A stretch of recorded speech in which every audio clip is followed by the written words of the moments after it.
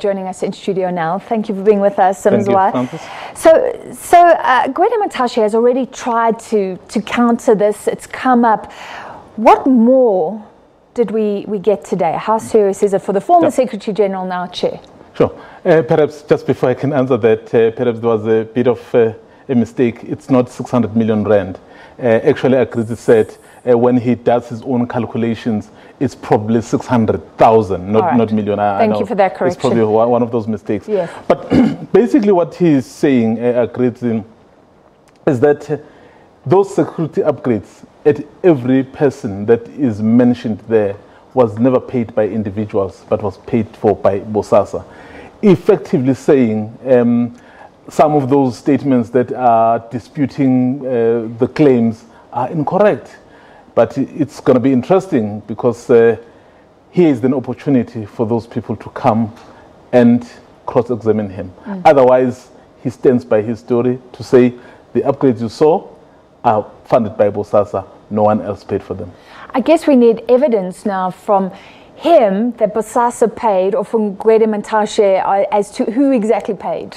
Absolutely. And then he does time and again mention the accounts to say some of the evidence really can be traced, can be easily traced, because the money was taken from the Bosasa accounts. So if you are able then to compare the time and the money spent, so you should really be able to easily check some of those things out. So yesterday the top six, that grouping of the top six ANC leaders, including Gwede Mantashe, but including the president as well, including others, was mentioned. Just tell us exactly now what we have relating to the top six. Well, you see, it was very interesting. When the evidence was being concluded today, Mr. Agrizzi's evidence, so Paul Pretorius, the evidence leader, actually went back to say, yesterday you spoke about something that was not necessarily in a statement. Remember, this is what Agrizzi said yesterday. He said, I know of a donation of about 10 to 12 million rand, which was given to the top six. And then it ended there. But today, then they had the opportunity to really find out, so who is this top six and when was this done?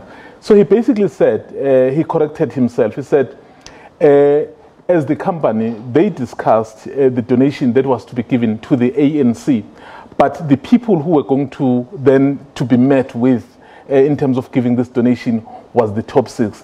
And then the question was, when? Remember, we have had a number of elections of the ANC leadership. He says around 2004, 2005. So he basically said it was not necessarily given to individuals, but is the donation that was given to the ANC.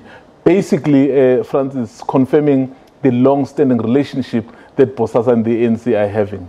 So this rules out bribes to individuals. We already had Jesse Duarte saying, I haven't even met Angelo Agrizzi, because you can't just say the top six and leave it hanging, I guess. Yes, absolutely. And especially when you look at the time, he's speaking about 2004 and 2005, and I think it's during President Thabo Mbeki's time as president there. But he made it clear that it was not necessarily for individuals. It was a donation to the ANC, but of course they were those people who were going to give the donation then met the top six, I'm sure, then they met. And he basically said, so the accounts can be able to prove that. And let's consider this, that wasn't illegal. The ANC has taken donations over a period of time, basically saying it didn't realize what this company was about. Absolutely. I think the reason why everyone will now be very worried about it, because we now know that for the longest time Bosasa has been engaged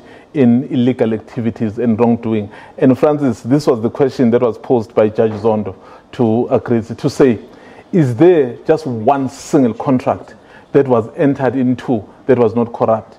And Agrizzi was very upfront to say, Chair, every contract that we had with the state was corrupt. Even when we qualified, somehow we had to pay people bribes. The net is getting wider and wider, so let's end with a new name in the mix, Cedric Frolic. Absolutely. You know, it was quite interesting. Cedric Frolic, the chairperson of the House in Cape Town, basically how his name came about was that they wanted to get Vincent Smith on their side, but he was being difficult. So they were looking at who can perhaps speak to them.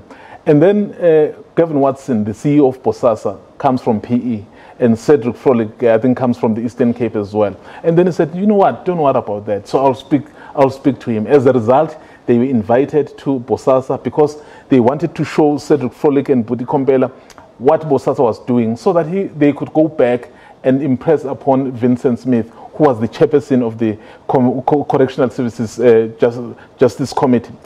And then basically what Agrizzi is saying is that during that meeting, he saw Gavin Watson hand the security bag to Cedric Frolic. Remember, those security bags carried the cash money. Bags. Yes. And then after that, he went to him to say, from now on, every month we are arranging 40,000 rand for Cedric Frolic. And then Agrizzi says one of the occasions he had to go and deliver it personally to him in PE, that 40,000 rand. So that's how his name came about. So we expect that he will probably want to cross-examine if he feels his rights have been violated. Yeah, well, many are denying, including Vincent Smith, many names being dropped, and no doubt more will be. Thank you for following the Zondo Commission for us. That was Mzwandile Mbeja, senior SABC reporter.